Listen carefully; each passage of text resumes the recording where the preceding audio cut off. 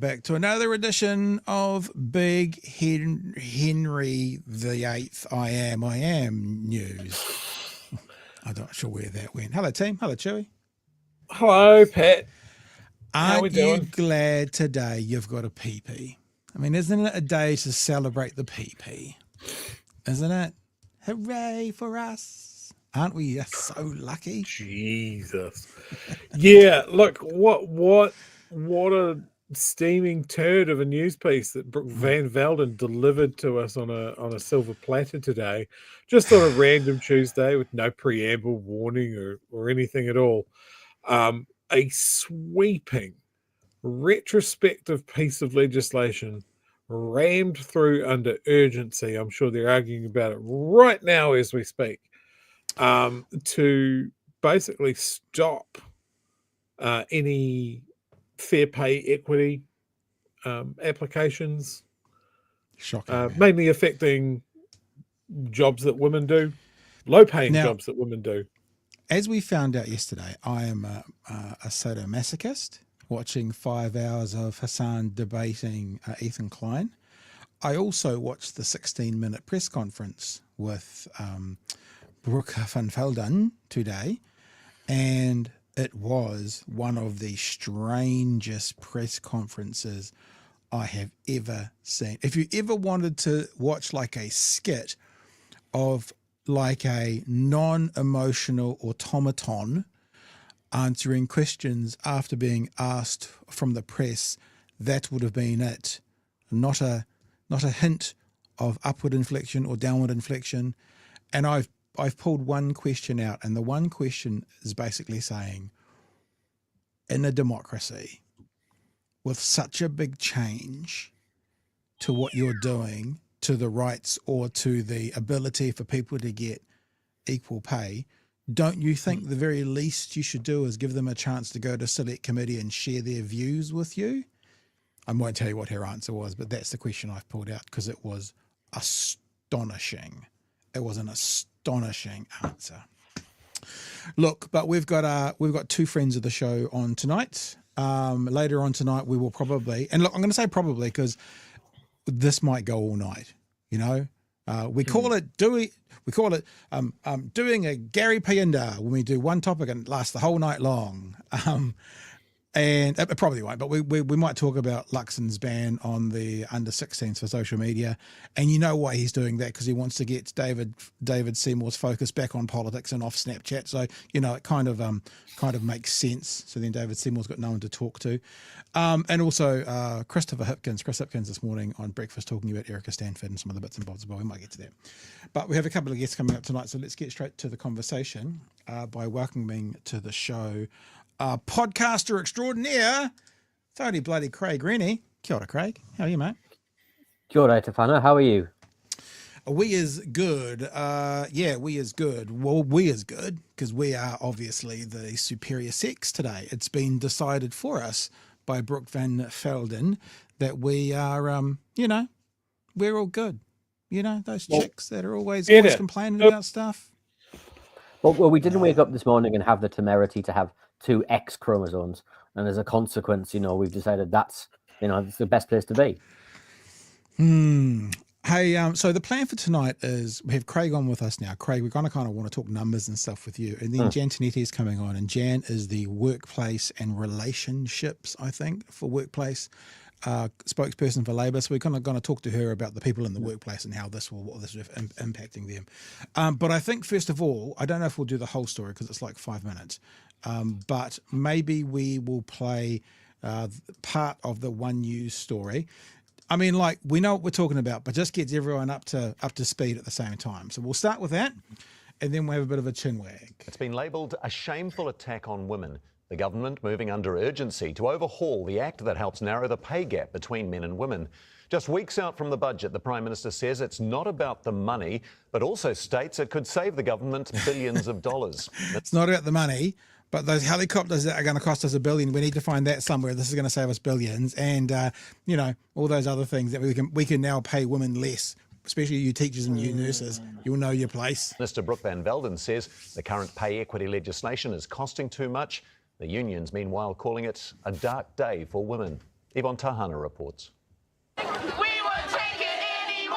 5, 6, 7, 8. We just... And this was fascinating. Hey, Craig, how long after the announcement were there protests on the step from the unions? Like an hour after it? It seemed incredibly quick. Yeah, about an hour and a half. It was organised that quickly. Everyone was clearly so upset about this proposal. I guess we can say of this government, they've learned how to unite Māori pretty much under one voice, and now maybe they're going to unite women under one voice as well. So, yeah, good luck for the next election, National. Well done. Equal pay. A snap rally on Parliament's forecourt today. When women's rights are under attack. Stand up, fight back. One minister drawing the crowd. What a horrific, disgraceful attack. Shame on Brooke Van Velden. Earlier, she'd laid out sweeping changes to the Equal Pay Act. I'm proud to support women at work. I'm proud to remove sex-based discrimination. Just not as much today as we did yesterday, but, in general. I don't believe that the current settings get that right. Pay equity claims are about addressing historical underpayment of women working in predominantly female roles. They're often in the public sector, and it's costing the government about $2 billion a year. Nurses, care and support workers, some of those who've already struck deals. Still, the impact is almost immediate. 33 claims being negotiated are now dead in the water, including a teachers' agreement. Yeah, furious teachers, but there are others as well. There are hundreds of thousands of women workers, in those female-dominated... Don't miss that, Whānau. Hundreds of thousands of women being paid by the government, teachers, nurses, their negotiations on equal pay. It's not that they're like, we're going to keep going. It's like they've been cancelled, gone. Stroke of a pen, gone. They no longer exist. Hundreds of thousands. Do you want to speak to that at all, Craig, before we keep playing? Well, that's actually just the tip of the iceberg, because it's only in the public sector that we've had pay equity claims. But we do know that there are plenty of occupations in the private sector that should have pay equity claims, haven't yet lodged them, and this will push them even further back from the ability to actually deliver those claims. So that hundreds of thousands only applies to those that have got an active claim or proposing an active claim.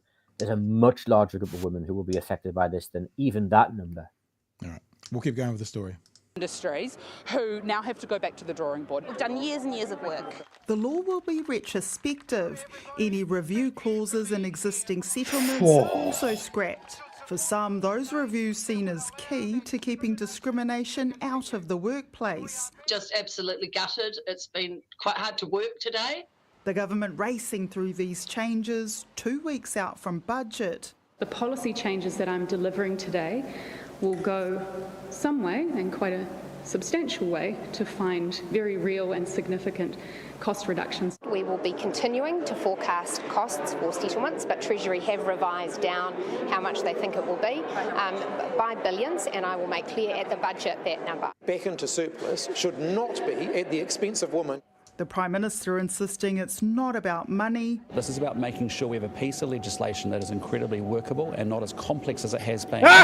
Sorry, I was doing my best, team, to try and let this go to the end before I get to this point. But this government has a history. It's almost like the number one objective to cancel stuff before they organise their so-called better outcome.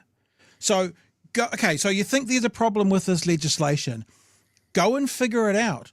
Go and do your due diligence. Bring it to the public and say, this is what we're going to do. Not, let's cancel those 33. Let's retrospectively apply to all the others. And then over the next, 18 months, shall we say, we'll find another solution and put all those people who have negotiated or are negotiating back by years. Show us your workings first, National, and act, and then cancel it. It just infuriates me that they're always doing this the other way around. They're going, we think we can do better. What's the plan? Well, we'll tell you. It's coming. I can't. I'm sorry. I tried to hold it till the end, but Brooke Van Velden said it. Now the Prime Minister saying it's just horse shit. It's infuriating. Incredibly workable and not as complex as it has been. That we have stronger evidence and so decomplicate it and show us first. Thresholds in place. Those thresholds include that female workers will now have to make up 70% of the workforce, up from 60%. They'll also limit the scope of claims. So that unions who are bringing claims need to show that the claimants actually are doing similar or substantially similar work. And when we were campaigning, we were saying, we're doing this so our daughters and our granddaughters don't have to. And now our daughters and our granddaughters will have to. And we'll be back to square one. MPs sitting under urgency tonight to pass the amendments. Yvonne Tahana, One News. Okay, I think we'll leave it there. That's the gist of the story. Mikey's got some. If people want to see that, head to onenews.co.nz if you want to see Mikey's analysis. But Craig, we'll just throw you the ball, sir. I mean, you're the numbers man. Tell us about the numbers. So there are literally hundreds of thousands of workers right now who will be affected by this program. There are 65,000 care workers and care and support workers just in one group who will be impacted by this change. They've been waiting more than 1,000 days for their pay equity claim. They're missing out on approximately $145 a week as a consequence of their claim. This will affect workers right across the country. It will affect workers in many sectors. It will save the government a huge amount of money. They're not being transparent about that amount of money that they're saving. But let's be really clear. This is not happening because there's a really good industrial relations reason for it. This is not happening because the current piece of legislation is unworkable. It's happening simply to save the government money. Yeah. Billions of dollars. That's it.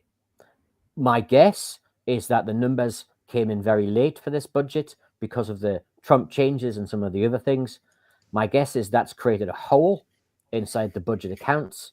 They've looked at that and gone, oh no, and they've pulled the emergency lever. They've done this, and as a consequence, that's led to where we are now. There's a whole range of things in here that, frankly, are beside belief. This potentially breaches our EU and UK free trade agreements. Right? This certainly is legally arguable because you are reaching into private contracts between employers and employees, agreed under good faith, and you're changing those contracts. There are a huge range of... Sorry, Craig. I was just going to say, I thought you paused. There's a huge range of problems here, none of which, frankly, have been addressed or thought about. And to be frank, this is some of the worst legislation I've seen produced in New Zealand since my time in moving here. Wow. Okay. When we get our hands on the budget, when we hear the budget, will this be easily trackable?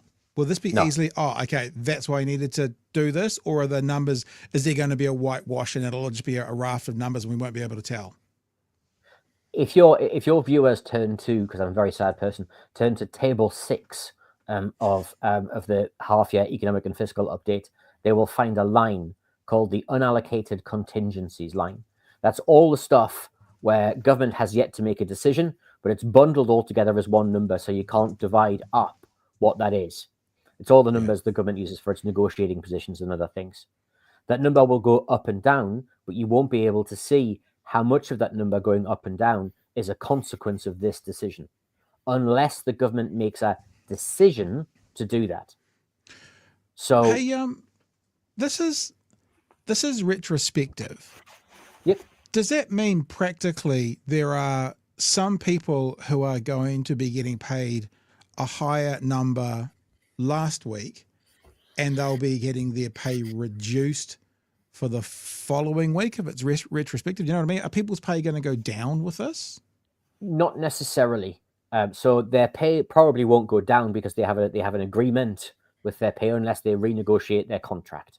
But as long as their contract is in force, the pay terms that they have will continue. But when their pay equity deal comes up for renewal, they won't be able to renew it.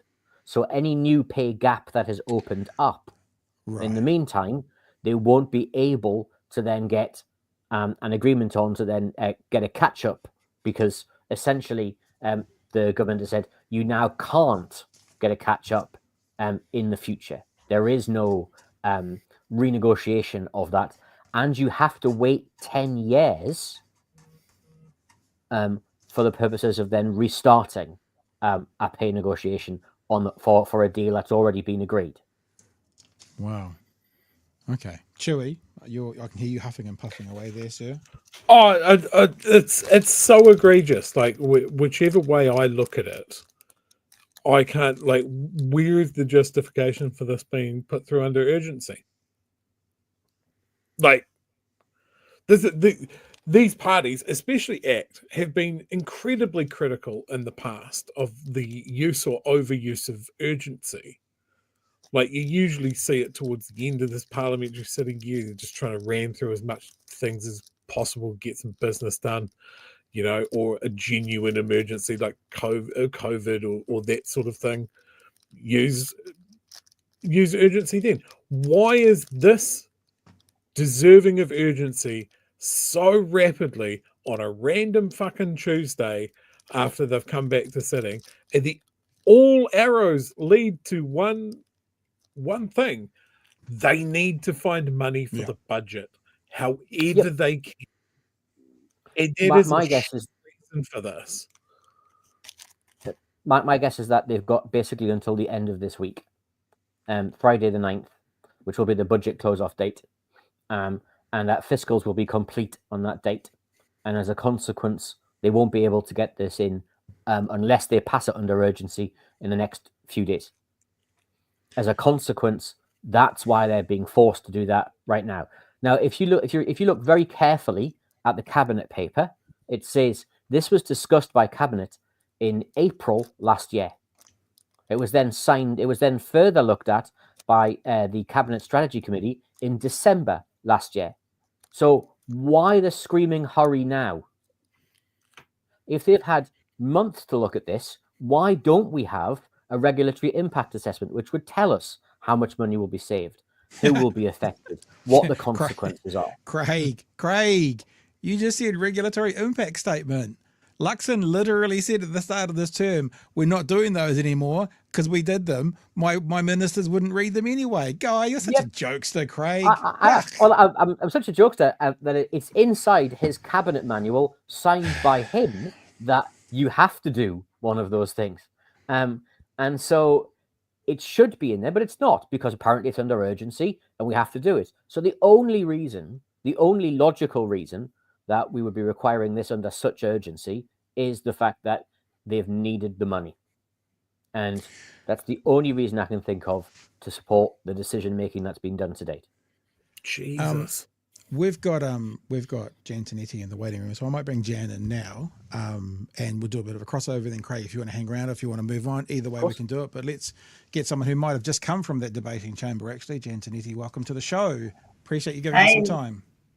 Thank you. I have just come from the debating chamber. Fireworks?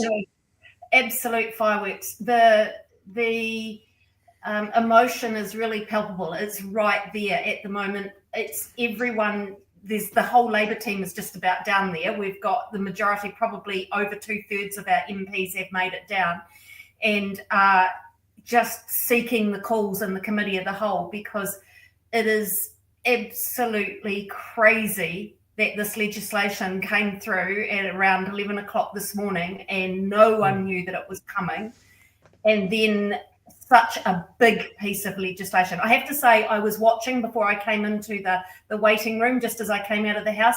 I was screaming at the screen as well, because it's been a real day. And there's been so much that's made me angry of what this government has done, but this has tipped me over the edge. This is using women to offset their budget, and once again, women are paying the price. As Chippy said today, they are the sacrificial lambs.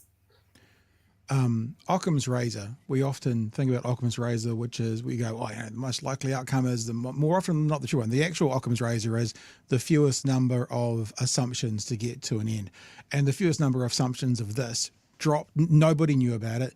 Dropped on the doorstep, saving billions. As Craig's just said, 3 days before they have to cut off, talks around the budget, that's the only. I'm sorry that I Chippy will tell you I struggle to be absolute. At time I see the world in greys, but there is only one reason this has happened, and they need money, and they're doing it off the backs of women who are now not going to get paid as their counterparts doing the same job.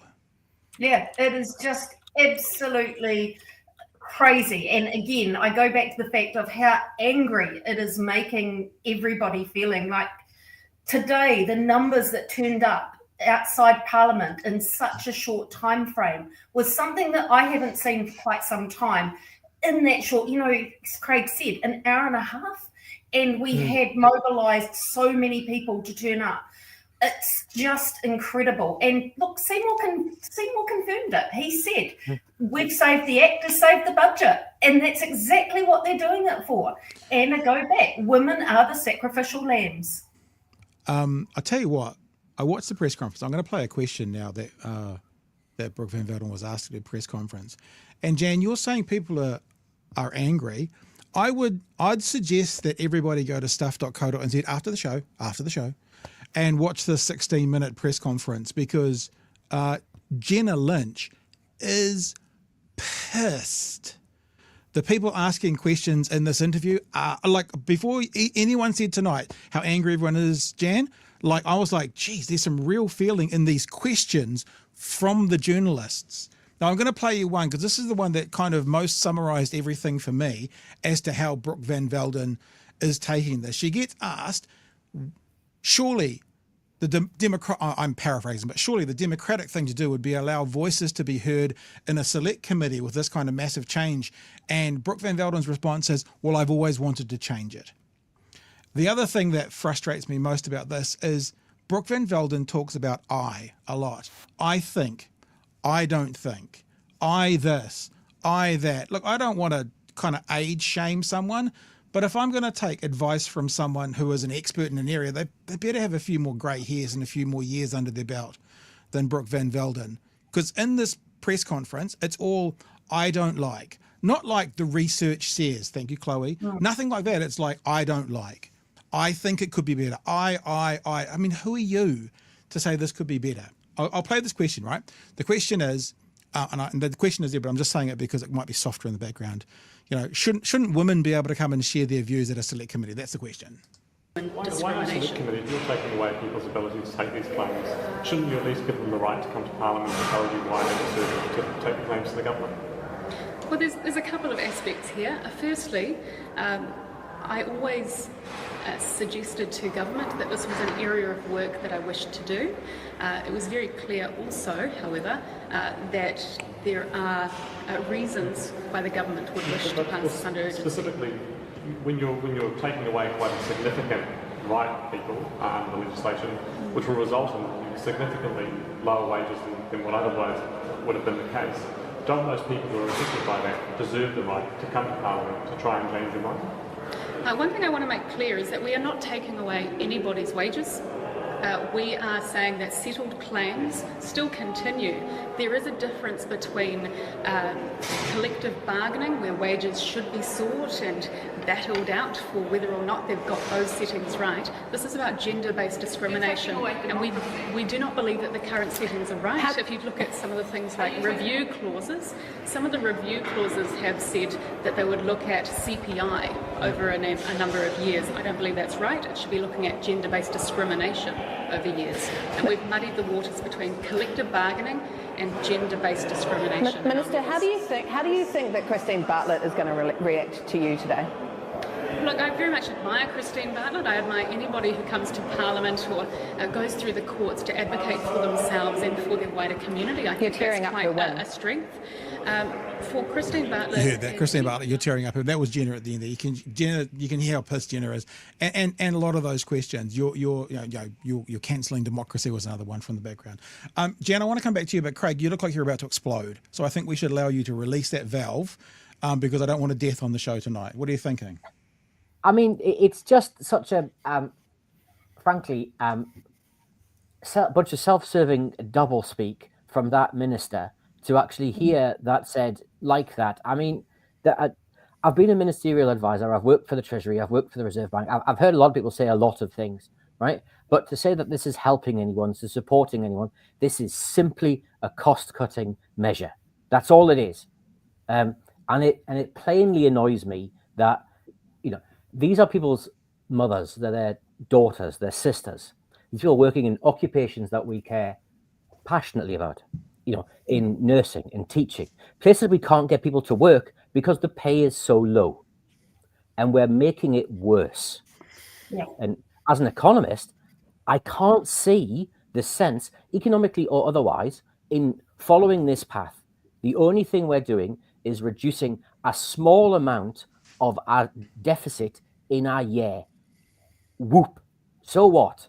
Right? We're making the country actively worse, and we're buying problems in the future. And we're doing so just so somebody can claim a headline at 6 o'clock on a Tuesday night. But we've got to be a better country than this. Yeah. Yeah. So when you mention those workers as well, Craig, I just constantly think about COVID and the ones we were literally standing out on the streets and doing this for. You know, those essential workers who kept us going and kept us safe are the ones that this government is now shitting on. Jan, yours, please. Yeah, look, I absolutely agree. And I go back to that statement that was in the One News article that Ellie Kingy, who is a national treasure, I've known Ellie for years, and she negotiated or worked, not negotiated, just worked through that claim for teacher aides and support staff and did a heck of a lot of work. You know, these are people that don't get paid a lot. They're doing a lot of this work voluntarily. And she said, I did it so that my daughters and my granddaughters don't have to worry about this, and didn't have to worry. And over the course of one stand-up that the minister did today, she totally took that away. And now our daughters and our granddaughters, they're back in trouble again. And that just makes me so angry. Hey, Jan, could the Labor Party at the next election say, hey, guess what, team? Under urgency, we're going to repeal this. You know, under urgency, we're going to undo some of these things that these, and I think it's Craig who's used this phrase, it might be Gary Pienda, these economic vandals have done through urgency. Could that almost be an election pledge? Chippy was quite unequivocal today out on the steps saying that this is something that we will be putting right again. We have, look, I keep saying this too. One thing that this government has taught us is that you can do things very quickly. We know what's right here, and so we know what the right thing is, and we will put this right again. This is an argument that has been going for too long, and women are over it. The country's over it. We were world leading in our gender politics. We were absolutely world leading. In fact, right now, Iceland, who's always been held up as being this bastion of gender equity, has got people from New Zealand over there talking about our pay equity legislation because they, the bastion of gender equity in politics, want to copy us. Not after today, they won't.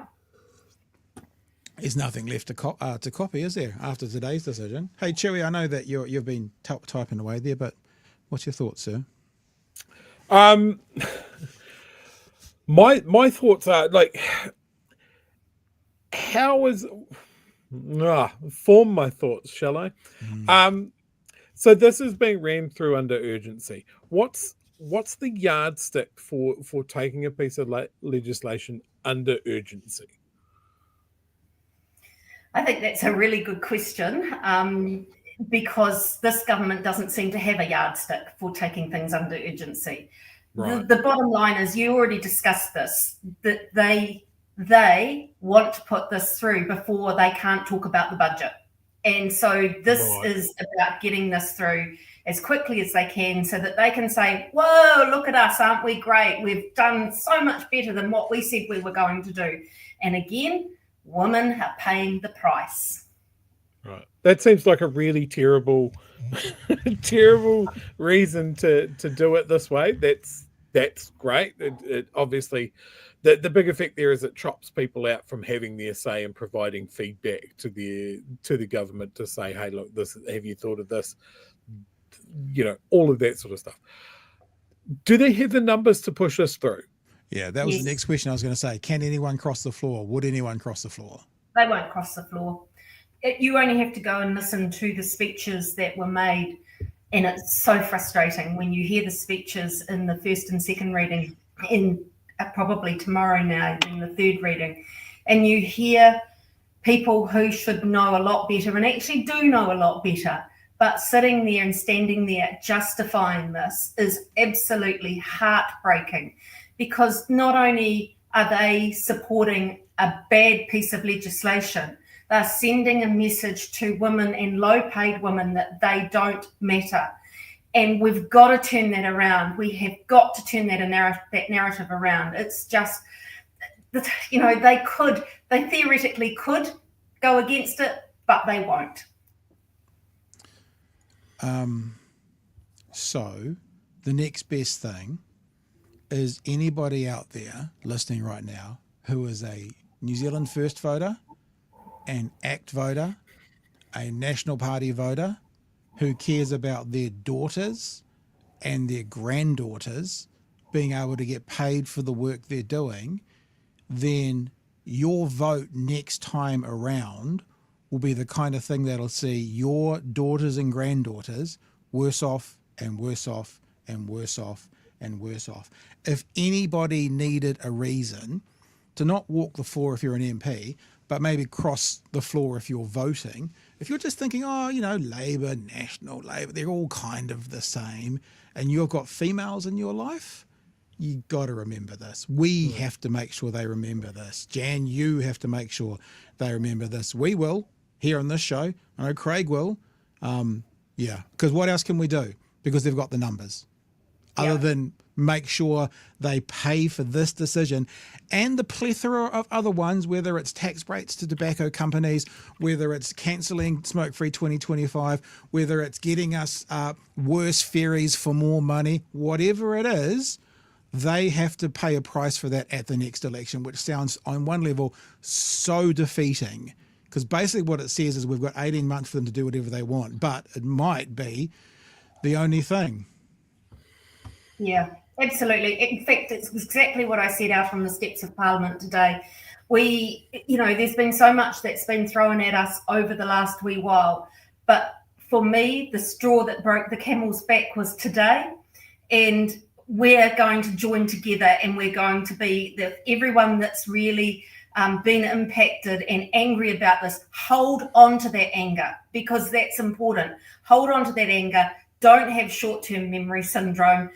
Hold on to it right through until that next election, because we have to join together and we have to defeat this terrible, terrible political agenda that they're putting into our country every single day. Craig, is there anything you'd like to leave us on, seeing you're a numbers guy?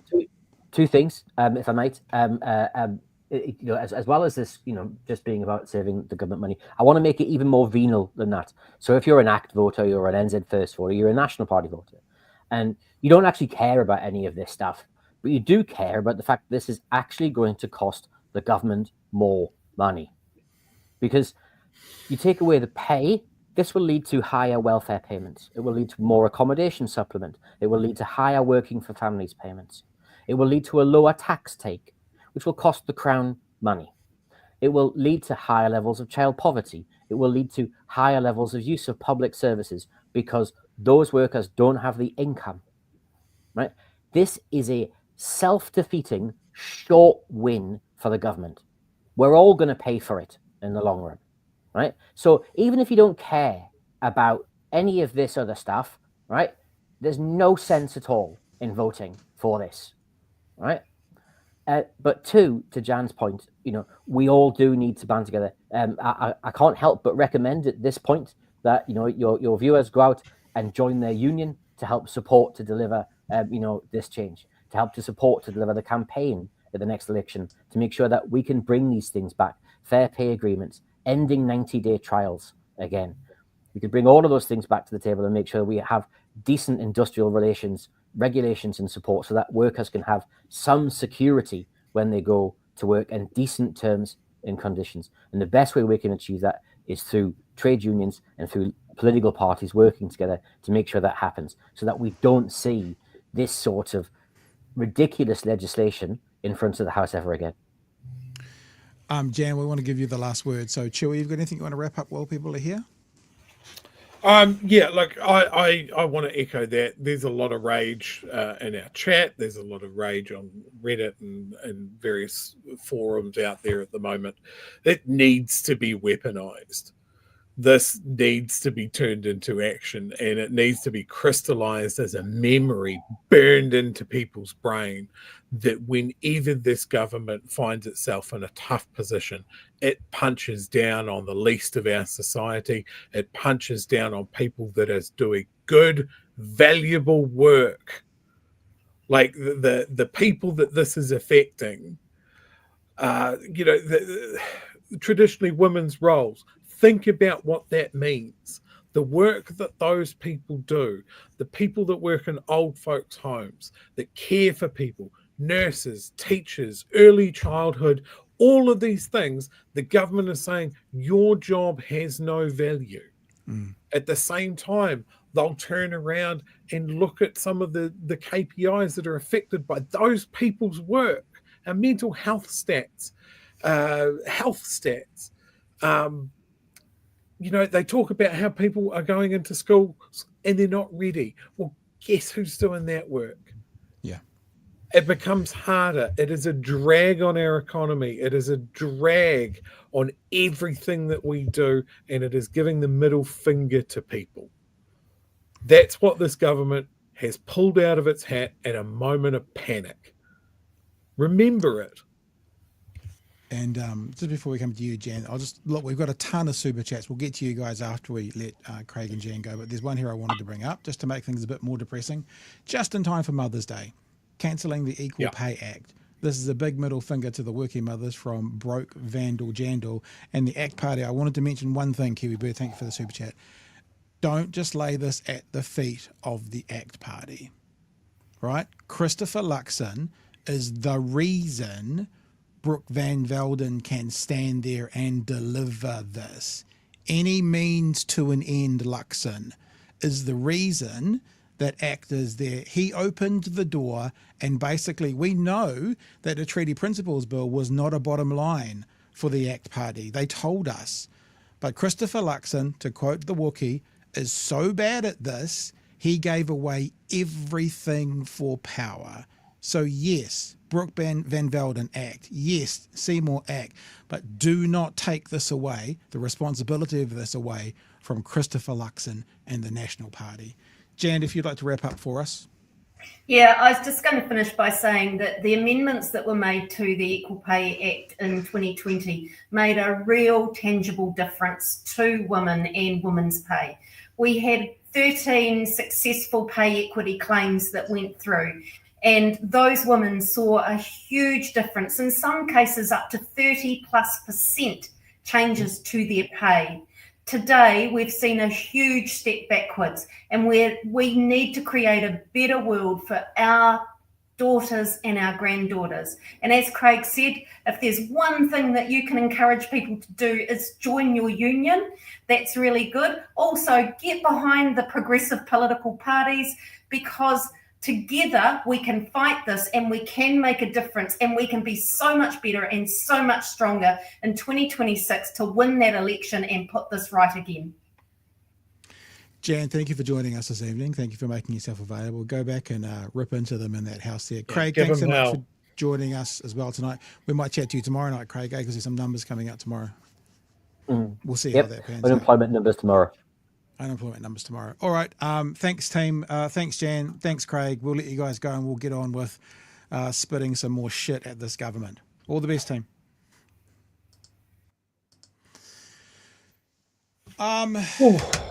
Okay. So I'm watching the chat go by, and I'm watching men please help women. Men stand in the gap for women. You know what that makes us? Buffers. So we need a women's charity or a women's something we can support, and I will try tomorrow night to have some new buffers, sweatshirts and t-shirts, to see if we can support a cause. If there's anyone in the chat who can think of a particular group or a body or something we can support, suggestions either in the chat, but to be honest, it's very busy in the chat tonight. Maybe even email us. We bigheronews@gmail.com. I will do my best to get something designed tomorrow and up tomorrow night, and we will try and women's refuge comes up. I think that's many people saying that. So maybe women's refuge. So I'll make the decision tomorrow, but I am committing that I'm going to do everything I can, which sometimes I feel very weak, but everything I can to get a buffer shirt up tomorrow, and maybe it's time to support women's refuge.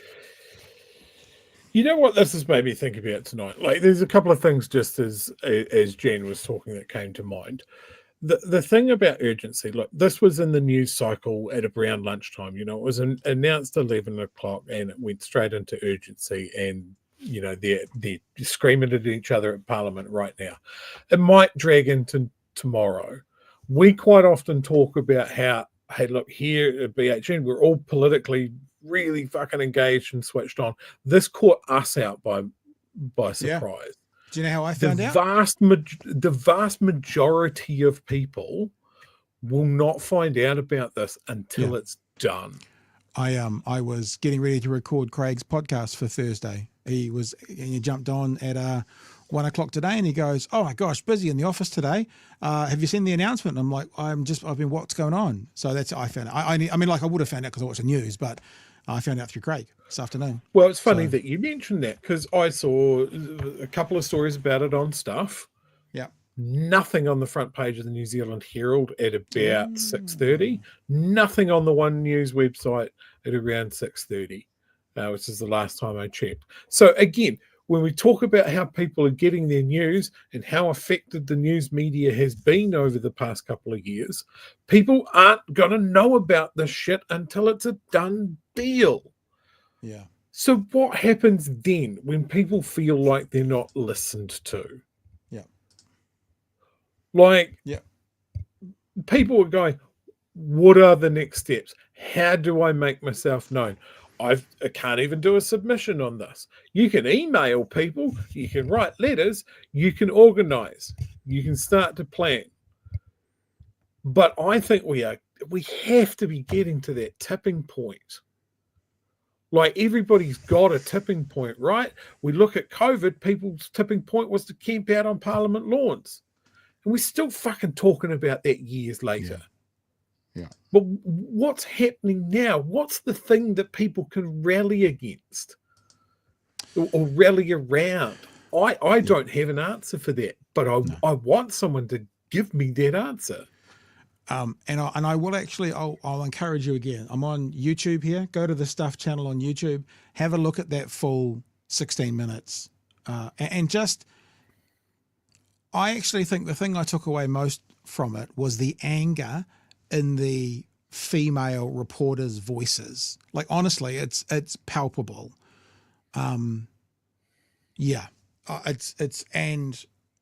I mean, this press conference, there's an election piece of video for the Greens for next year. They should just play this full 16 minutes, and at the end of it, elect the Greens 2026, and it would probably work, because it's a nightmare. Now, look, Joey, thank you very much for the super chats. We do need to get to those. We'll do that. Are you okay with that now? Is there anything else that wants to? Oh yeah, that is getting a bit out of control. Yes, yeah. Look, the only thing I was going to say there's a story that kind of goes hand in hand with what we're talking about here. Once again, there is a story that fundraising for National is outstripping everybody else on the left, like 5 to 1. It is ridiculous. So, like, these guys are building up a war chest for the election that the left is not going to be able to pull back. They're not going to have the resources to combat this, to combat the messaging that they're going to come along and say everything we've done is great. But we need to be the ones to tell everybody that it's bullshit, and to be able to say and point to the things that are undoubtedly bad for this country. Yeah. All right. We're going to go through your super chats now. Thank you very much for them. Obviously, the issue is more important than the chats, but we'll go through them. Here's the short one. Chewy, I'm furious. I've been waiting for pay equity my whole life. career as a nurse. Yeah, people's whole careers are built around it. The Southern Moonlight, well, funnily enough, there's an outfit pretending to speak up for women who I'd expect to be all over this news, not a sausage. Yeah. Funny that. Hadron Collider, where's Minister for Women, Nicola Grigg, today? Hiding in a cupboard somewhere in the beehive? She's supposed to represent our interests, not her own. It's a very good point. Bill says, late fee, oh wow, a day off and it blows up robots and vampires everywhere. Yeah, see, Bill, don't take a day off. Always be here. Kooky Nick just comes in with a late fee. Appreciate your super chat. It's in the ballot. Coalition repeal old legislation now under urgency. Replacement plan to be done later. Trust us, we'll have one then. Yeah. And look, I'll stand by something I said prior to the last election. And it is a little bit of an exaggeration, but, it's an exaggeration based in truth. The left make policy, the right respond to policy. Like, if you think about all of those things that this country, these voters hold on to and won't let go of, whether it's more modern things like working for families or interest-free student loans, whether it's older things like what Kāinga Order is now state housing, or whether it's the public health, they're all Labour policies, they're all left-wing policies. And I did this before the last election, and I challenged people because I genuinely want to know what's a national or a right-wing policy that this country holds on to and refuses to let go of because it's the cornerstone of who we are. The right doesn't do that. The left does that. The right is responding to the left wanting to get women equity. This was an easy win, National and ACT. Just leave it alone. But no, you had to respond to left policy by getting rid of something, as Jan Tinetti was just saying, which is seen by the world as world leading. Holy crap. Rachel, student loan interest next. I just said that. Calling it, women take longer to pay off loans. Māori and Pacifica women even longer. Don't forget your KiwiSaver, folks. Yeah, that's as well. Equal pay equals good, but abolish capitalism equals better. Says a short one again. Can we repeal this government under urgency, please? PK just sent through a super sticker. I think that probably is. Thank you very much for that. Ryjan, sorry about that, Ryjan. It was too busy. We couldn't really get to it. But question for Jan and or Craig. What is the bar for passing legislation? Is that why you asked that question, Joey? Same question. Yeah, I didn't think I'd be able to get the question in, so I thought I'd just ask it myself. Yep. Well, there you go. So hats up to Ryjan there. Jan, your speech at Tauranga May Day gathering was fire. Thank you. Sorry I'm late, Baba. It doesn't matter, Baba. We've been doing nothing, just waiting for you. We've just been passing the time. When can we cancel this coalition of chaos from Worming? Thank you for the super chat. Kiwi Bird says, I 100% support paying Brooke less per hour. Also says, PSA to all women, join a union, which was just echoed by Craig. Kaimātara, Brooke Van Velden, the type to break the glass ceiling and make other women walk barefoot on the shards. I thought you were going to say something like, and then concrete it over and send them to the stairs. Burn the ladder. Lots of people here, says a short one, got more at the meatworks than my first nurse job. Howie says, thank you, Jan. Thank you, Craig. We so need you. All strength to you. Exactly the same. 2 times in a row. Look at that. Double the pleasure, double the fun, Howie. Thank you for your super chats, whether you meant it or not. Super sticker from Catherine. Thank you, super sticker. Hadron says, recapping all the people sold out by Luxon: Māori, trans people, women, the working class. So everyone who isn't him. Yeah, I think that's what you'll find as well. And Cal Lehman. Is that a new person, Cal? Nice to see you. My prediction is paid parental leave will be next. Yeah, but that impacts boys. And, this government, they want to slam the ladies. Don't know if they want to impact the boys, though. That sort of seems to be what they're about. Isn't it just bullshit? They're picking their weak targets. Yeah. People that don't have the resources but they're running out of those. They're going to have to start swinging for some things that are really going to piss people off.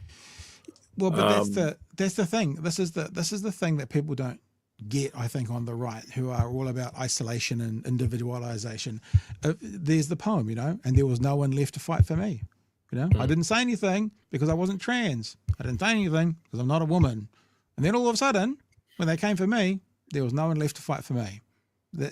I reckon that should be every left-wing party, that should be in their manifesto somewhere. We're here to fight for the vulnerable.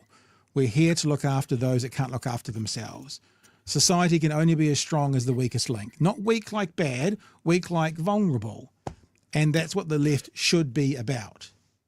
I think there's two things that, like, if you're talking about a form of action, if this stuff has really fucking gotten under your skin like it has with me tonight, is put it into some form of action. Now, that might be venting your spleen at your local representative or sending an email to Brooks' office, whatever. It could be joining a political party. It could be joining the most appropriate union for you as well. I noticed that some unions also have essentially an honorary membership where you might not work in that industry, but you want to support the union for that. Sort of like an ally. Industry. Yeah. So like the PSA as an example. Which is going to be heavily affected by these rules. You know, I think they're the union that represents nursing home workers and stuff like that as well. I could be wrong on that. Please, someone can correct me if I am wrong. But have a look for those if you're not in that industry and you can spare some money to get one of those memberships and show support. Put some of that rage into actual forward momentum. All right. It will take 3 terms. Oh, sorry, I zapped you there. It will take 3 terms of a Labour-led government just to fix the shit this government has done in one. You might not be right. I must have been going off somewhere because Andrew says, "Speak to my soul, Pat." Hallelujah. Random, thank you for your super chat. The left need to use, it's not a billboard. Yeah, absolutely. Just like the right did for Greens, it's perfect content for counter messaging. Now, 8 Vasta, it's a very, very generous super chat. Thank you for that. For buffer gear to help sisters, mothers, daughters in humanity who deserve more. Now, let me just say, 8 Vasta. I was thinking, as I said, we should do something. I'm sorry. I'm ignorant to the needs of women's refuge, but I was thinking before I even saw that, I wonder if they need clothes. I wonder if donations of clothes to women's refuge is useful. I wonder if this time around, I'll work the numbers, can be something like, I don't know, we'll have to up the price a little bit, like $125 for a hoodie that gets one for you and one donated to refuge. Or something. So actually something tangibly we can give to them. I'll think about it over the next 24 hours. But it's something that we're doing. Or maybe we could do something like a certain number super chatted, although that's they take like 30%, but a certain number super chatted equals a t-shirt or a hoodie. I mean, I think hoodies are better because when we think about women's refuge coming into winter, warmer, safer. I don't know. I'm going to call Women's Refuge tomorrow. I know. Just had a quick look at the website. The yardstick that Women's Refuge are currently using is that a safe night for a woman and her children at risk for family violence. They put it as a $20 donation. So if we're going to keep track of this, I think we can keep track of it as safe nights. I think that's a good way to do it. Like we could do for every hoodie purchased one safe night or something like that. Yeah, I'll play. This is not the best broadcasting right now. This is watching me and Chewy green light think brainstorm live on the internet. 2 more super chats. Sutherland Gold says, just pretend this is a profanity filled message with hints about doing serious illegal things. Shocking. That would get me on a watch list. Frack Luxon and this government. And then Vanda Ramore, again, very generous. And I second the previous one. Yeah. Play. Wow. Wow. We'll figure it out. We'll figure it out. And just a point of clarification there from what Pat's talking about there. Pat's not talking about donating hoodies, BHN hoodies to Women's Refuge. Pat is talking about a monetary donation. Maybe. Not branded stuff, but we get right. Like, do they need clothing? Is that something they need or not? But I think what you've just said is so much cleaner. You know. Yeah. Buy 2 T-shirts and that's one safe night. Buy 1 hoodie and that's one safe night, or something like that. And we could open it up to all the product that's online, not just the buffer gear we're doing with that. So, okay. I love you guys. Not to get all mushy and stuff. I like you. You guys are amazing. Like, I was at a meeting on, I think I said this, I was at a meeting on Sunday afternoon. Some of us get together once in a while and have a bit of a catch up. And I said, I've never worked harder in my life, never worked more hours in my life than I'm working right now. And I've never been more satisfied. I've never felt more excited about work. And it's because of what we're doing, but it's also because of this community. To say to you guys, hey, let's do something and have this. We haven't even put anything in place yet, but people are already like, yes, yes, yes, yes, let's do something. And for people to put their hands in their pockets, and I'm not talking about us here, but to help with what this group needs to do. We saw it after the Hikui with the buffer, the Tino Rangatira buffer T-shirts. We saw it with Nikki No Boats, which was a bit more fun, but we saw it. And I get the sense we're seeing it with this. So we will, I look, even if I have to not edit as much tomorrow, which is outside my comfort zone, I'll get something figured out. So join us tomorrow night to find out what we're going to do for Women's Refuge. Even if we don't do it officially with Women's Refuge. We've done this before, right? That we just go, we'll just donate to them. They don't need to know or be involved, even if they don't want to be. We'll just do it. Yeah. We'll just do it. All right, Meister General. Shall we? What's that one there? Oh, that's right. I just feel like, I kind of want a palette cleanser, but I don't want a palette cleanser to make things all silly and light again. But that was a very big conversation. We will do something, right? I'm just thinking about like Chewy does a fart or something, and then the whole thing fall changes. off my chair. Yeah, something like that, and the whole atmosphere changes. Hey, let's have a look at this, shall we? Because this is following on from a story we talked about last night. Chippy was on breakfast this morning, and I'll tell you something, Chippy and Chewy. We were talking last night about the Erica Stanford emailing thing, and we threw a few ideas out there. This is worse today than it was yesterday because we have information. In this conversation with Chippy, we find out that there has been no issue with printing. All of those problems got sorted out. Everything is now mobile. And when Luxon says ministers of the past have done this, Chippy says that is the case, but it was when all these available everywhere onlines weren't in place. Now they are. So actually, it is different today of sending your emails to your Gmail account for printing. Yes, that did happen occasionally back then, but that was when there was a different system that you couldn't have everything with you. It was on your tablet, it's on your phone, it's on your laptop, it's on your computer. It's like that now. It wasn't like that when they used to send emails to their Gmails occasionally. So let's have a listen to what Chippy said this morning on breakfast about the whole Erica Stanford email debacle. One user's seen hundreds of pages of documents and emails sent via Erica Stanford's Gmail account. Should the Prime Minister be so laid back about this? No, the Prime Minister shouldn't be laid back about this. The Cabinet rules are very clear. Ministers shouldn't use personal email accounts for work-related reasons, particularly not exchanging sensitive information. All of Parliament's IT systems have been updated, so they're now fully mobile. Those technical issues that...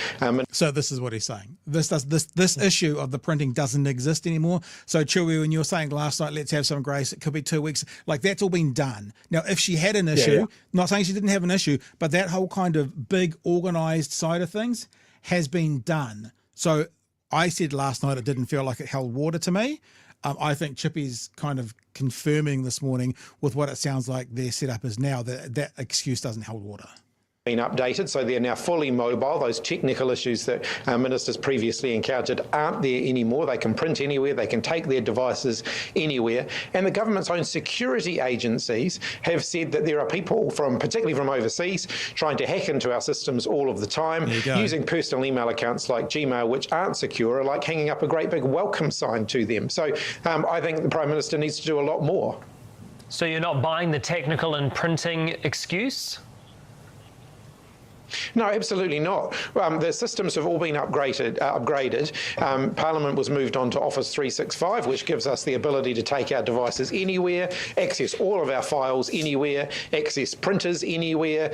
There's no good reason for that. People can access their material on their phones, on their iPads, on their laptops. There's just no reason for doing this. Previously, if you go back 10, 15 years, ministers were doing that because there weren't alternatives. There now are alternatives, and a lot of money's been spent on making them secure. Because as I said, we're constantly being told that there are people from overseas.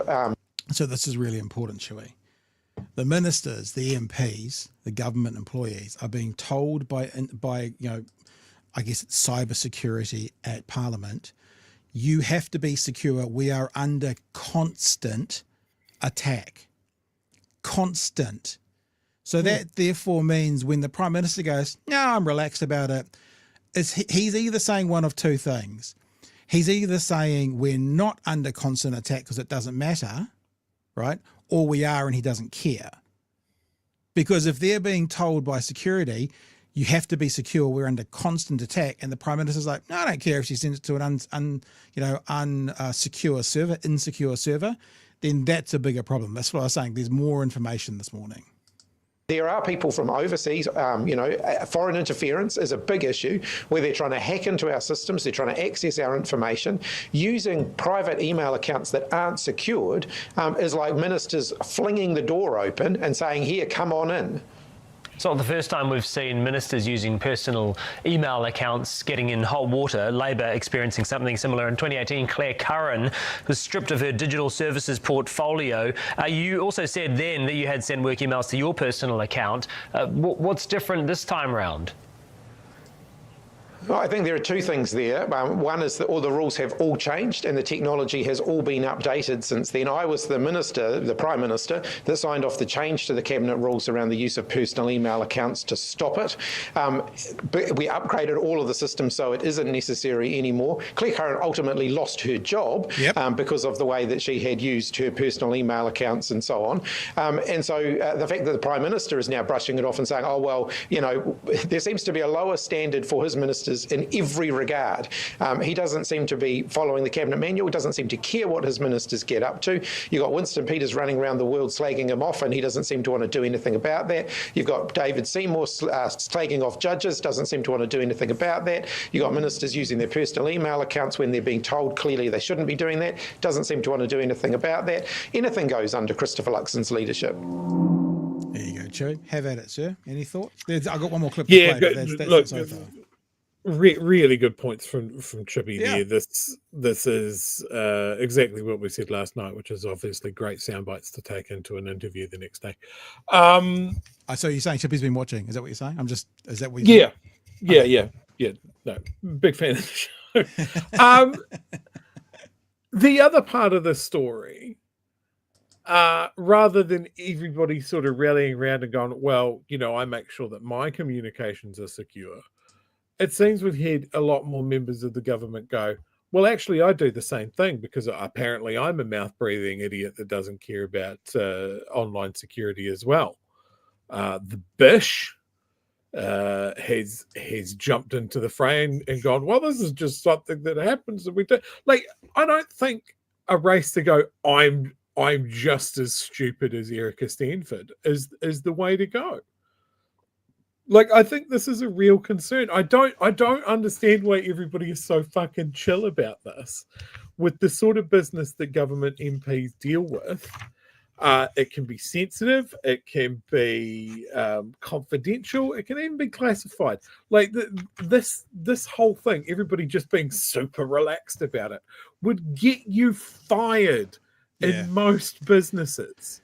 Yeah, it's it reminded me somewhat of, not to evoke the we shall not say it name, but the COVID era, when we were having all those breaches at we were getting people kind of breaching security and breaking out of places, and but it never got through. It was like, so it was good management and it was dumb luck. It's like an insurance policy. People talk to me about insurance. Say, why would one have insurance? And I go, insurance is the biggest waste of money you'll ever spend until you need it. Then it's the best money you've ever spent. Now, it's a bit like that, you know. These guys might all be getting away with it. They might be breaking out of COVID, might be breaking out of the hotel, and there might be no repercussions from that until there is. And that one time, Chewy, maybe it is something to do with the budget. And maybe that means if someone had that information, they could do something in the stock market. And maybe that means they could do some, you know, it wouldn't be insider trading unless the MP was involved. But if it was not like secret, but maybe classified information about some upcoming decisions involving the economy, it could make a difference that someone might make a decision financially somewhere. You know, it's just not okay. And because, as far as we know, there hasn't been any downstream effects yet, there may be tomorrow. You know, just because you've never had a crash, even though you wear your seatbelt every time, if you choose not to wear it tomorrow, you might have a head on. You know, you do it all the time. And I'm just a bit, I don't think anyone buys this, no, I'm chill about it from the Prime Minister. I think we can see through that. I think we can see the CEO going, well, you know, the product that we sell is still as good as it's ever been, even though it's had a recall 73 times, Cybertruck. It's still as good as it's ever been. That's what you're seeing. You're seeing the CEO try and say that his product is as good as it's ever been. And I'm sorry, two things. It's not, and we're not a company. It's not how you deliver KPIs for a country. Yeah. A very quick one here. Chippy, it's only 38 seconds. He gets asked, should there be a punishment? And I was thinking, I mean, I don't really care if Chippy talks about it, should there be or shouldn't there be, but let's have a look what he said is, like, what should happen to Erica Stanford now? And I think he does make the point about who's right, Luxon or the security agency. So what's the punishment for Erica Stanford, do you think? Well, I think at the very least, the Prime Minister should say that it's not acceptable. He seems to be saying, oh, it doesn't really matter. It does matter. His own security agencies have been going to great lengths to tell people this is exactly the sort of thing that must stop. It must not be happening because it leaves the door wide open to more significant security risks. So, you know, either he's saying the security agencies are wrong or he's got to accept that Erica Stanford is wrong. I think we don't need to add any more to that. That's pretty clear. No. Sorry, you did want to add to it? I apologise. No. I'm saying no. It's very succinct. Chippy was on fire a bit this morning. Second part of the conversation, he was talking about Trump and the tariffs. I do think it's not a beat up by anyone here. I can't ever imagine how they're going to put tariffs on. In fact, I was listening to an American commentator today who was talking about the made up things that Trump says, like how would you put tariffs on movies? But you know, I guess as the people who the tariffs would be impacting, should they be there, we do need to respond. And Chippy had some things to say about Christopher Luxon's response in general, and particularly about the tariff threat to international movies. Let's move on to Donald Trump and new tariffs that he's looking at imposing, potentially on in the name of Hollywood movies, trying to make Hollywood great again. How concerned are you about potential tariffs, 100% tariffs on movies made outside the US, considering we've got such generous rebate here for movies being made in New Zealand? Oh, let's be clear. Tariffs of that magnitude on the New Zealand's film industry would be an absolute disaster for New Zealand. And I think our government should do everything it can to speak vocally against it and to fight against it. It would affect thousands of New Zealand jobs. It would affect hundreds of millions of dollars of income for our country that we get through the film industry. And frankly, it's just totally unacceptable. If America is whacking big tariffs on because they can't make their own film industry profitable, then that's a problem for them. It's not something they should be punishing the rest of the world who are doing a fantastic job of creating awesome movies that people want to watch. Of course, National Hat will have other priorities today and in the next few days, as we've spoken about already. But how much of a priority should this be? Oh, this should be a major priority for the government. It's something that affects the livelihood of New Zealanders. What we've seen since Donald Trump started whacking tariffs on right, left and centre has been an absolutely pathetic response from the New Zealand government. They're not willing to stand up for New Zealanders. We're talking about Kiwis' jobs and livelihoods that are being threatened here, and our government doesn't seem to want to do anything about that. I think at the very least we should be vocally saying it's unacceptable. If you look at Australia, you know, the Prime Minister in Australia has spoken out strongly against what Donald Donald Trump's doing. The Canadian election recently was on exactly this issue, where the parties that were supporting Donald Trump got absolutely crushingly defeated, while those who were willing to stand up to him won the election. I think our government needs to do a lot more and say that what Donald Trump is doing is wrong. And, New Zealand's government should stand up for New Zealanders. I mean, not there's too a much problem to with that, argue Pat. with there. What's that? I think Chippy's acting as if our government has a fucking spine and the ability to stand up for any sort of belief structure. Oh, they clearly don't have it. Okay. Their strategy with Trump is just hopefully he won't notice us. And if he does notice us, that we've never said anything bad about him ever. And so he'll leave us alone, which is such a piss poor, weak plan of action. It fits perfectly with every other piece of foreign policy that they have. I actually think I read that somewhere. I don't know who had said it, but a politician today has been quoted, but basically saying we've been keeping our head down, or was that maybe a commentator? But that I've seen that out there, but keeping our head down, hoping Trump wouldn't notice us, actually as a tactic. It's a piss poor tactic, and it's.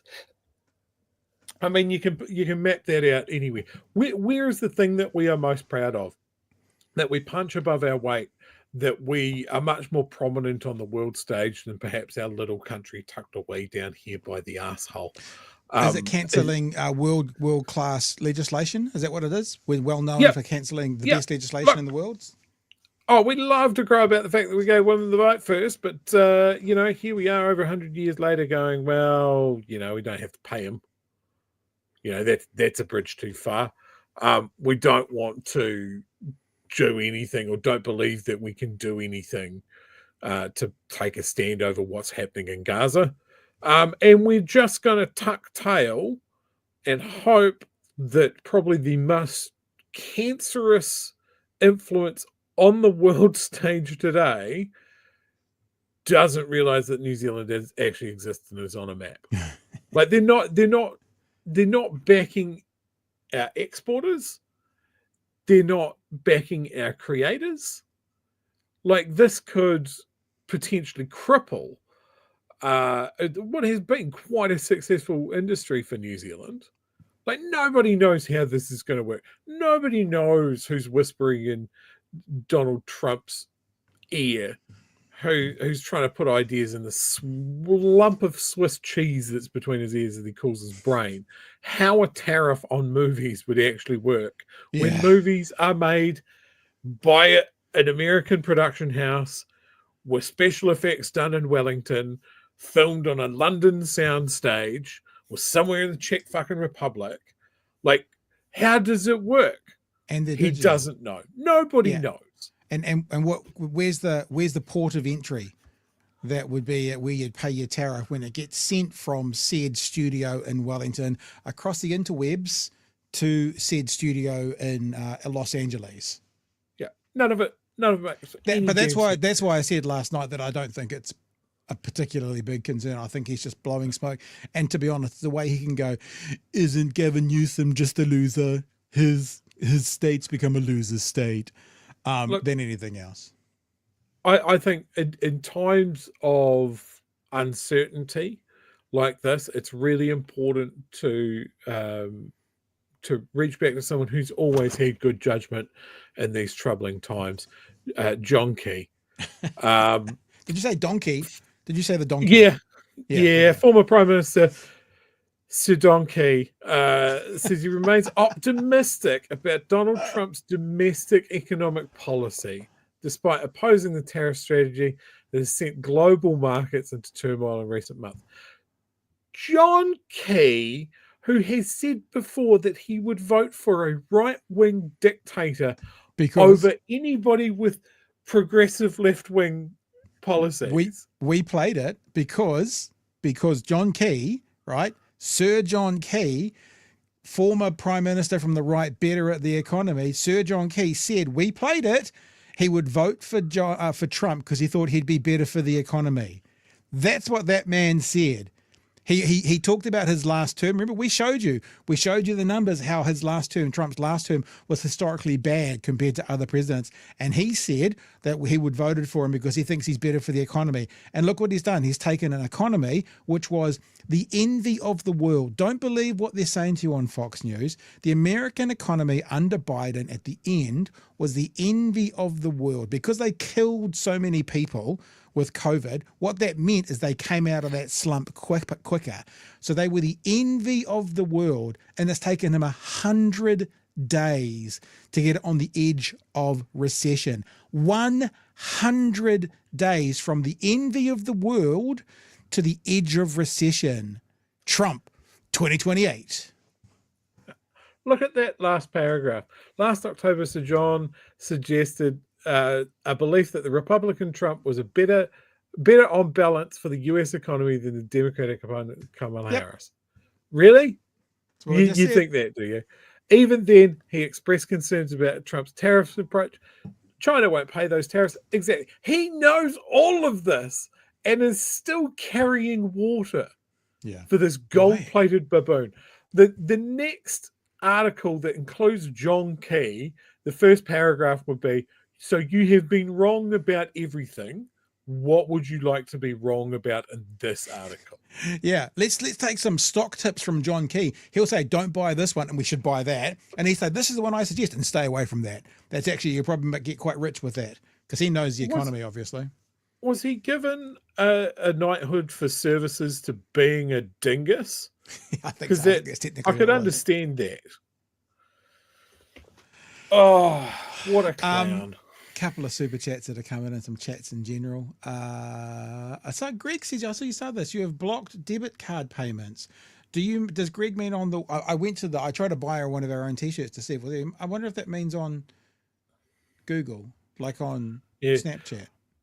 Snapchat. Sorry, I was just thinking of David Seymour there. I said Snapchat out loud. Yeah. I meant to say on YouTube. I'm not sure what Greg means because I've basically just bought a t-shirt off the BHN shop. Andrew, $50. I'm starting a stream this weekend, keen to get policy ideas, build profile, and otherwise grow a community to get elected to make real leftist changes. I figure there's an overlap with people here, so I'd appreciate it if you came along to join in. Okay, I don't know how I feel about doing adverts for potential political people that we have no idea who they are. But okay, we'll let that one slide through. We'll see how that all works. Thank you for the super chat. Very, very generous. A $50 advert, I guess, is what that was. Peter says New Zealand. No offense, by the way, Andrew. I just don't know who you are. I mean, not saying that like you don't deserve to be known. I just literally I haven't interacted with you. That's all I'm trying to say. Peter says New Zealand's whole trade strategy since the UK went into the EC was 73 was diversification of markets just in case one of our partners turned their backs on us. Yeah. I mean, it's multiple income streams, isn't it? That's what the sensible thing is. Decades to get over the UK going, yeah, we're not going to buy all of your wool meat and butter. We're not going to do it anymore. Like that's like if any of our politicians, and they love talking about this, talking about how efficient our farming sector is, remember that was forced. Yeah. They had to, because all of the fat government subsidies that they used to get dried up literally overnight, and farmers had to get real fucking creative to keep their farms. And what that has resolved in, we have some of the most efficient farmers in the world. But that wasn't by choice. Arvids has also said, Luxon said he trusts Trump. I'm assuming that's IRC. IIRC. I'm not sure what IIRC. I thought it was in real life. That would be an L. Do you know what IIRC is? Am I showing my age? Oh, don't drag me into this. I'm down with the kids. All right. Thanks, Arvids. All right. Let's get on to the If I recall correctly. Thank you, chat. If I recall correctly. Gotcha. See, Chewy's down with the kids. He knows. Yeah, I'm down with the kids. Just came to me in a dream. Let's have a look at this last. Isn't it funny that this came out at about 10 this morning? headline grabber potentially, bumper sticker that means nothing. I mean, look, we could just almost not play this. If these social media platforms already have a minimum 18 years to be a part of it, and 14-year-olds are using it, what does the government think it can do? What does the government think it can actually do to stop under 16s using Snapchat? Oh, we told you have to. There's a second part of this announcement to come, Pat, which is a new youth prison for Snapchatters. All right, here we go. And that'll be run by David Seymour. What age is too young for social media? It's a question many parents grapple with, and now National's introduced a bill to ban under 16-year-olds from apps like TikTok and Insta. But the move's not getting support from one of its coalition partners. Silver Fox called it Insta. It's down. And Insta. Oh. Abby Wakefield reports. Abby Wakefield I just didn't feel like going out. Just wanted to sit inside. This young student was 13 when he got access to social media. After 6 months, he became depressed and suicidal. We're protecting his identity so he can share his story. But all his friends know he's got that skull in his room, so they know who it is immediately. Let me also say this. I think that social media to 12-year-olds is a really bad idea. 13-year-olds, 14-year-olds is a really bad idea. Like, I think social media is like opening up your alcohol cupboard and letting your kids at 14 take a hit. I think it's a really bad idea. I did everything I could to keep my kids pretty much away from social media until they were 16. I think we succeeded on most of them, got close-ish. But the point that I'm making is, how are you going to make this law, Mr. Luxon? And why did you release this bumper sticker headline an hour before bringing out, by the way, women, fuck you? Like, why did this come out the hour before? Were you trying to maybe just, was there a deflection here? Is this squirrel? That's what I'm more wondering about. It was really scary, I guess, and I noticed that's not what the world is like. It's different on social media. His mother was shocked to see the content he was being exposed to. I could not believe it. There's like live killings, accidents, pornography. Being on social media, it does unnaturally spike dopamine levels in the brain, and over time that can lead to like a dopamine deficit state, and that can, that's potentially one of the reasons why we're seeing depression and anxiety in kids. National's new members' bill would restrict access for under 16s. I actually think it does need to be discussed and looked at. They're digital natives, they grew up with this stuff. You can't turn it off overnight. Whether banning is the solution, I'm on the fence at the moment. As a dad, I feel very strongly that we need to do a lot more to keep our kids safe from online harm. Following in the footsteps of Australia. Social media is doing harm to our kids, and I'm calling... I'm sorry. It's just an adorable accent. Social media is doing harm to our kids. I love it. Social media is doing harm to our kids, and I'm calling time on it. National's bill is modelled on Australia's legislation. But New Zealand's online safety watchdog NetSafe pointed to challenges with our trans-Tasman neighbours' approach, such as exemptions for messaging apps and gaming platforms.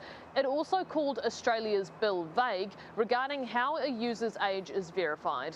As it stands, the legislation proposed by National needs to be drawn out of a ballot to be considered by Parliament.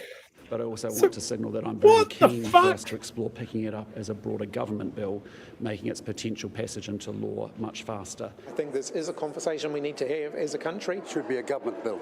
But others disagree. Going out and trying to ban a fragment of the internet for a part of the population, the number of unintended consequences and unknowns in that is absolutely stupendous. This teen wishes the ban was in place when he was younger. Because it would be the pressure of all my friends.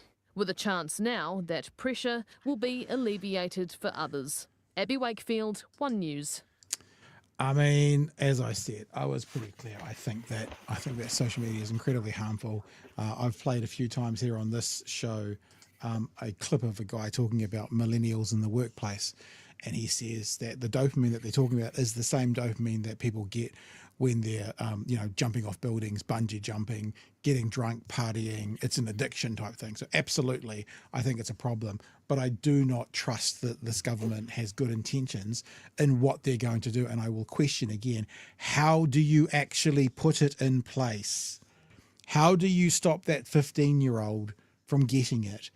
I mean, what should be happening at the moment is now, if it's a problem like within schools, most of the kids are getting on Wi-Fi at school still, so you can block them all at the Wi-Fi end, right? Not as many kids have like massive data plans. It's becoming more regular now. Sure, you can probably speak that better than me, but still, mostly the kids that I know, my kids and their friends are look. That's why when they come into my house, they all say, "What's the password to the Wi-Fi?" Because that's how they roll still as a majority. So you can put things in place to hamper it, like blocking them at the router and stuff. But I just don't.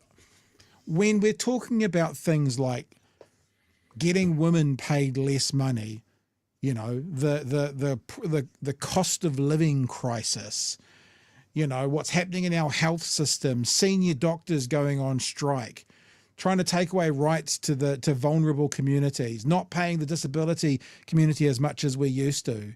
And they're talking about this now. I just don't buy it, Chewy. I think it's a distraction, and it's not, and it won't work. It's a distraction on several levels. This is a members' bill. Like it's gone into the biscuit tin. It might get pulled, it might not. So why is this being given the level of headlines that it has done today, as if it was the government submitting this bill as a proper government bill? Because it was an hour before the other one. Yeah. So it's a bullshit distraction. Yeah. The problem that they are trying to solve is too big for them to solve. Yeah. Okay, they don't have the ability to enforce a way to ban kids from social media. They can go to Facebook, and Facebook can go, yeah, sure, maybe we'll put another box out there that says they have to be this old to do it. They can fake their age, whatever, just like kids have always been doing. Won't solve the problem. They can come down with, they can ask the internet providers to put a gate up there, and the internet providers will go, we don't want to do that. It's too hard. Can't implement it. Sorry, can't help you. They can come down with punishments somehow. Again, it's ridiculous. Like, I'm not going to argue that social media is potentially bad for kids, because it objectively is. Like, when I was a kid, bullying would stop at the school gate. Right. Now it goes right into the kids' bedrooms. That's terrifying. Yeah. But can I add something? But this is an important but, I think.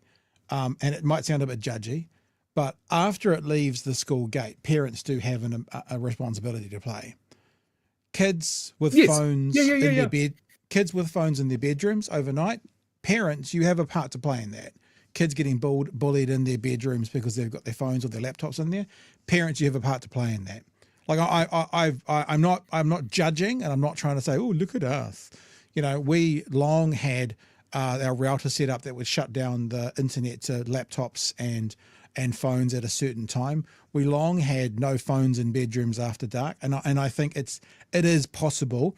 And I just wonder sometimes. I'm not saying parents have all. I'm not doing like it's the parents' responsibility, but no. But you're right. One step back from that is parents do have a job to play in here, because after they leave the school gate, when they get home and they're in the parents' vicinity again, you have a role to play there to either help or hurt the situation.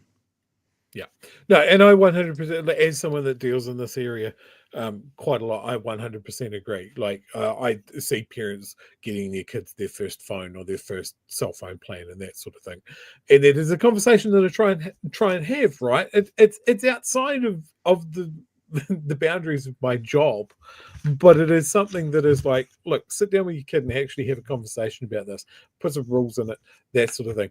You are giving them a pipeline to the entire internet. Yep. Like, parents didn't have to deal with this, so they don't know how to deal with this. Yeah, they might not be tech savvy enough to put a ring fence around it. But listen, it's not hard. And when we talk and you about can contact, our government, you can contact your provider, and your provider will talk you through how to put restrictions, like Jeremy saying here, broadband connection cuts off my devices at midnight. So there's things you can put in place. So if you're in that position, like, how do I do that? Contact your provider, and they'll have help desk that'll be able to talk you through setting up your router if that's something you want to do. But this is an aspect of our lawmakers and legislators and that sort of thing. When you look at their average ages and go, okay, so the problem is that this didn't exist when you were a kid. You're not across the technical solutions for this either. So what do you do? Do you register everybody in New Zealand? Do you put out some sort of, you've got to sign into the internet with your government ID? Like, all of this is stupid, right? But that is literally the only way that I could think that you do it, is that you issue everybody an internet license with your age on it. And if they did that, fringe benefit, we cut the boomers off at the same time, because Jesus Christ, those motherfuckers will click on anything. I've just installed 52 viruses onto my phone and have given away my credit card for the 4th month in a row. Let's cut them off as well. Let's cut David Seymour off. That's good for the kids. They said they were going to send me $1 million if I helped them. Why would they lie? I was buying a Bitcoin. Yeah.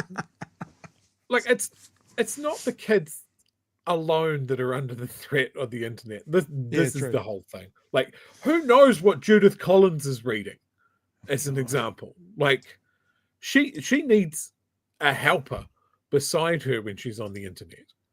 You know, I've talked about this before with some of our older politicians. Like, they should have to pass a yearly test of opening a PDF on their phone before they're allowed to have an opinion on anything tech related. But yes, I think it's a bullshit distraction. Pat thinks it's a bullshit distraction. Motion carried, it's a bullshit distraction. I think she's probably reading that, isn't she? Oh, God, what a woman Ayn Rand was. All right. I mean, not in a good way. Like, what a woman. That's all right, though, because if Ayn Rand was around now, her pay just would have been cut by 20%. So that's not necessarily a bad thing.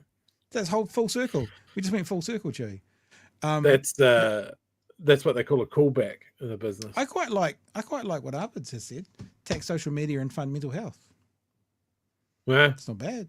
It's not bad. It's Yeah, quite look, I like that. The social media companies are a bunch of demons. Like, I've been reading up on some of the shit that they've done, some of the shit that they've been able to do, some of the ways that they've pitched ads at vulnerable kids. Vulnerable kids, not adults. They've gone straight to the teens. You know, the AI has scraped all of their things. They're just having a bad time. Send you more weight loss ads. You know, that sort of shit. Like, it's both the fact that teenagers are often emotional terrorists, like 90% of the time, and social media gives them the tools to do that, and the fact that the social media companies are a bunch of fucking demons. Yeah, pull the plug on social media, just in general. There you go. I guess the government could ban a social media from coming into the country altogether. There you go. So there, put your money where your mouth is, they could government. throw down a demand to the ISPs to block content from them. You know. Namhi Nui from Sarah. Thank you for the super chat. It's very generous, Sarah. What headline on Greenpeace right now? Yes. Luxon government to pass law tonight that legalizes killing kiwi. I'll give you a chance to wrap that in a sec here. I'll just get to the end of these super chats.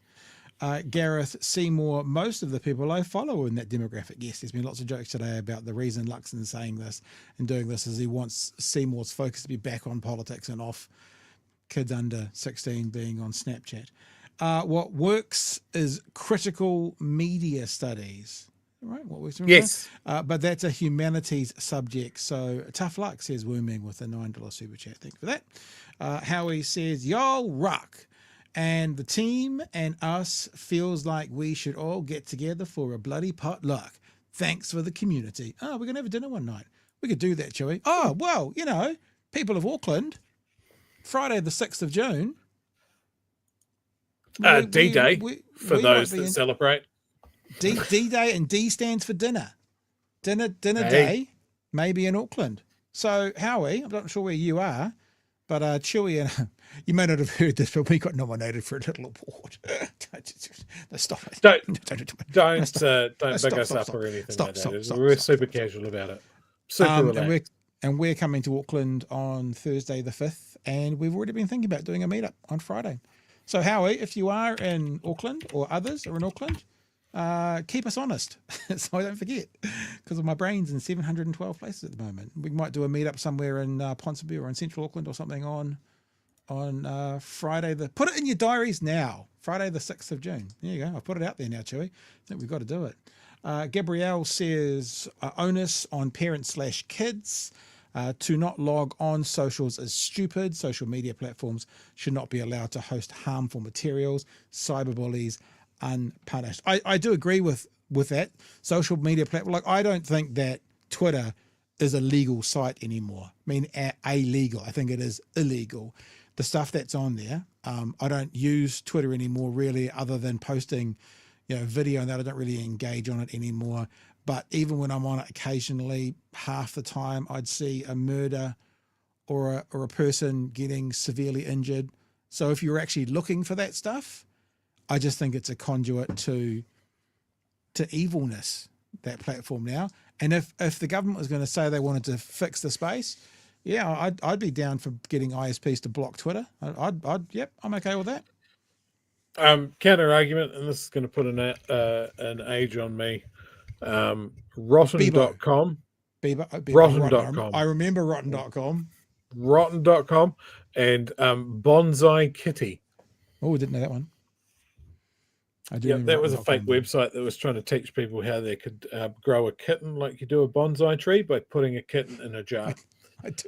I remember the photos. I didn't remember the name of the website though. There you go. All right, I thought you were going to say Bebo.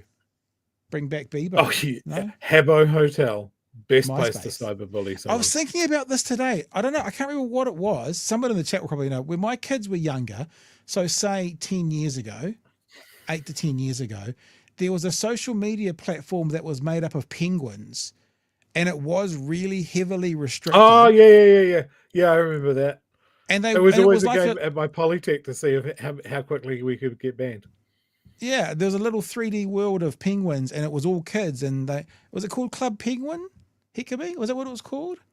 Oh yeah, look, there you go. Club Penguin. I'm going to trust bees on that one. If anyone in our chat knows, I believe it's bees. Right. Yeah, there you go. Hey, about that law change that allows killing Kiwi and stuff. Yeah. Hell of a headline. Pretty much correct. So a law change protects vulnerable roads and mines from skinks, geckos, and frogs. Thanks to the newsroom for that cracker of a headline. Who's written that? And there we go.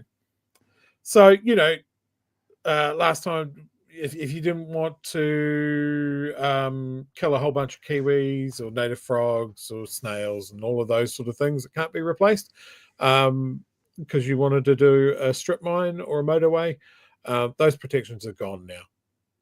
Sorry.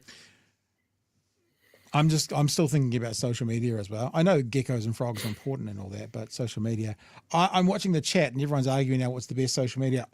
I struggle because I actually think Blue Sky is the best social media, but functionally they're well behind at the moment. Like, you can only upload a 2-minute video, but it also can't be any more than 100 meg. So actually I don't use it very much. I would get off Twitter altogether and I would come completely over to Blue Sky if they had the functionality for video that Twitter does have. Because look, we get engagement and growth at Twitter. We have people who share our stuff around, and people asked us the other day, would we be on Rumble? I'd be on Rumble. I'd put our content on Rumble. I just don't have time to do one more thing, because it's like, putting a rose amongst the thorns. I'd do that. If we want people to see the content, if you want to challenge people, then go to the place where they're to be challenged.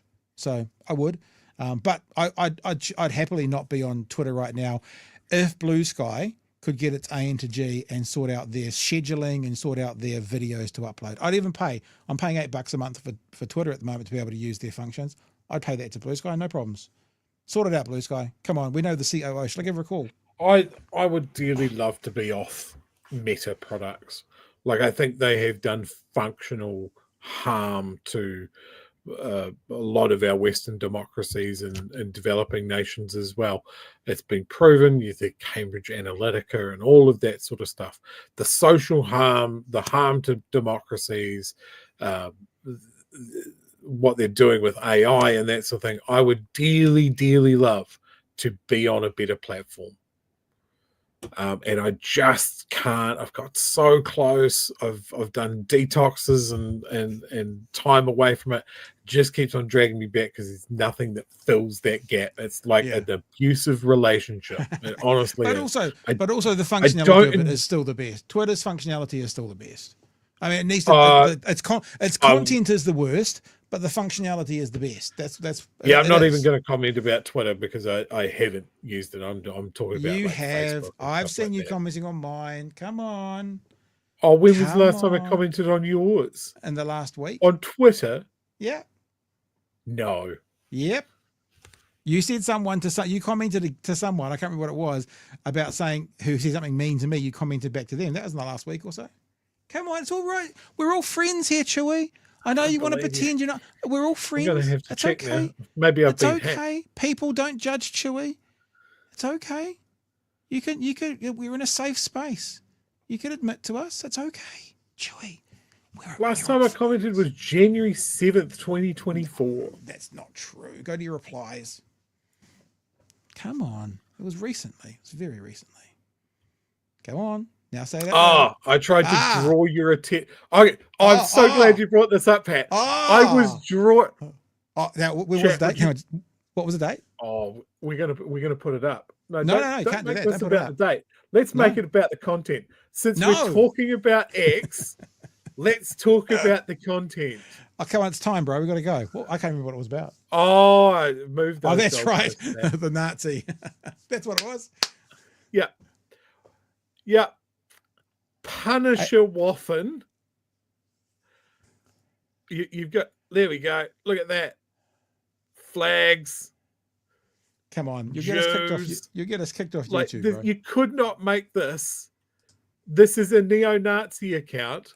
Yeah. Commenting on what you were posting. There's not a more Twitter in 2025 interaction. I'm just going back to my point. That was the 24th of April. That was a couple of weeks ago. So come on. That's okay. I'm sorry to shine a spotlight on your Twitter fan base. Hey guys, it's been a really good show. It's been a rough show. I mean, like the start of it was rough. We're here for a rough reason, but thank you for being with us. I'll say once again that I really appreciate you guys, and I'm excited to see you all back here tomorrow night because we will figure out something with women's refuge. I like the idea of, like, for every hoodie sold, we'll do one safe night, if that's the correct terminology. Shall we say a safe night? And for maybe every 2 t-shirts, we'll do a safe night. So be back with us tomorrow night. We'll find out what all the final details are, and be cool. And if you've got a woman in your life, a female in your life, just be extra, pay her more for whatever. You've got to use the term female, Pat. You've got to really lean on the F. It's like female. No, I don't. You got to really creep it up. No. Female.